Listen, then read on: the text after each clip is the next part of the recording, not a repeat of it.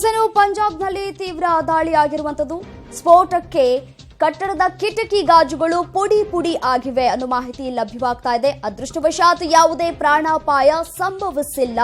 ಘಟನಾ ಸ್ಥಳದಲ್ಲಿ ಪೊಲೀಸರಿಂದ ಬಿಗಿ ಬಂದೋಬಸ್ತ್ ಅನ್ನು ಕೂಡ ನೀಡಲಾಗ್ತಾ ಇದೆ. ಘಟನೆ ಬಗ್ಗೆ ಮಾಹಿತಿಯನ್ನ ಪಡೆದುಕೊಂಡಿದ್ದಾರೆ ಪಂಜಾಬ್ ಸಿಎಂ.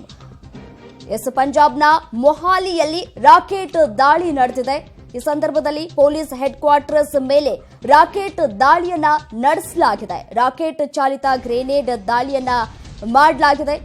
ಮೊಹಾಲಿಯಲ್ಲಿ ಈ ಘಟನೆ ನಡೆದಿದೆ. ಸ್ಫೋಟದ ತೀವ್ರತೆಗೆ ಗುಪ್ತಚರ ಇಲಾಖೆ ಕಟ್ಟಡಕ್ಕೆ ಹಾನಿ ಕೂಡ ಉಂಟಾಗಿದೆ. ಸ್ಫೋಟಕ್ಕೆ ಕಟ್ಟಡದ ಕಿಟಕಿ ಗಾಜುಗಳು ಸಂಪೂರ್ಣವಾಗಿ ಪುಡಿಪುಡಿಯಾಗಿವೆ. ಅದೃಷ್ಟವಶಾತ್ ಯಾವುದೇ ಪ್ರಾಣಾಪಾಯ ಸಂಭವಿಸಿಲ್ಲ. ವಿಷಲ್ಸ್ ಅಲ್ಲಿ ಗಮನಿಸ್ತಾ ಇದ್ದೀರಿ. ಘಟನಾ ಸ್ಥಳದಲ್ಲಿ ಪೊಲೀಸರಿಂದ ಬಿಗಿ ಬಂದೋಬಸ್ತ್ ಅನ್ನು ಕೂಡ ಒದಗಿಸಲಾಗ್ತಾ ಇದೆ. ಘಟನೆ ಬಗ್ಗೆ ಪಂಜಾಬ್ ಸಿಎಂ ಮಾಹಿತಿಯನ್ನ ಪಡೆದುಕೊಂಡಿದ್ದಾರೆ. ಸ್ಫೋಟಕಕ್ಕೆ ಕಿಟಕಿಗಳು ಪುಡಿಪುಡಿಯಾಗಿದೆ. ಅದೃಷ್ಟವಶಾತ್ ಯಾವುದೇ ಪ್ರಾಣಾಪಾಯ ಸಂಭವಿಸಿಲ್ಲ. ಈ ವಿಚಾರಕ್ಕೆ ಸಂಬಂಧಪಟ್ಟಂತೆ ಮಹಾರಾಷ್ಟ್ರದ ಸಿಎಂ ರವರು ಕೂಡ ಈ ಕುರಿತು ಮಾಹಿತಿಯನ್ನು ಕೂಡ ಪಡೆದುಕೊಂಡಿದ್ದಾರೆ. ಘಟನಾ ಸ್ಥಳದಲ್ಲಿ ಪೊಲೀಸರನ್ನ ಇದೀಗ ನಿಯೋಜನೆ ಮಾಡಲಾಗಿದೆ. ಪಂಜಾಬ್ ಸಿಎಂ ಘಟನೆ ಬಗ್ಗೆ ಮಾಹಿತಿ ಪಡೆದುಕೊಂಡಿದ್ದು, ಪಂಜಾಬ್ನ ಮೊಹಾಲಿಯಲ್ಲಿ ರಾಕೆಟ್ ದಾಳಿ ನಡೆದಿರುವಂತದ್ದು.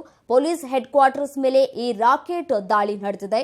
ರಾಕೆಟ್ ಚಾಲಿತ ಗ್ರೆನೇಡ್ ದಾಳಿ ನಡೆದಿದ್ದು, ಸದ್ಯಕ್ಕೆ ಯಾವುದೇ ಪ್ರಾಣಾಪಾಯ ಸಂಭವಿಸಿಲ್ಲ ಅನ್ನೋ ಮಾಹಿತಿ ಲಭ್ಯವಾಗ್ತಾ ಇದೆ. ಸ್ಫೋಟದ ತೀವ್ರತೆಗೆ ಗುಪ್ತಚರ ಇಲಾಖೆ ಕಟ್ಟಡಕ್ಕೆ ಹಾನಿ ಉಂಟಾಗಿದೆ. ಕಟ್ಟಡದ ಕಿಟಕಿ ಗಾಜುಗಳು ಸಂಪೂರ್ಣವಾಗಿ ಪುಡಿ ಪುಡಿ ಆಗಿದೆ. ವಿಷಲ್ಸ್ ಅಲ್ಲಿ ಕೂಡ ಗಮನಿಸ್ತಾ ಇದ್ದೀರಿ.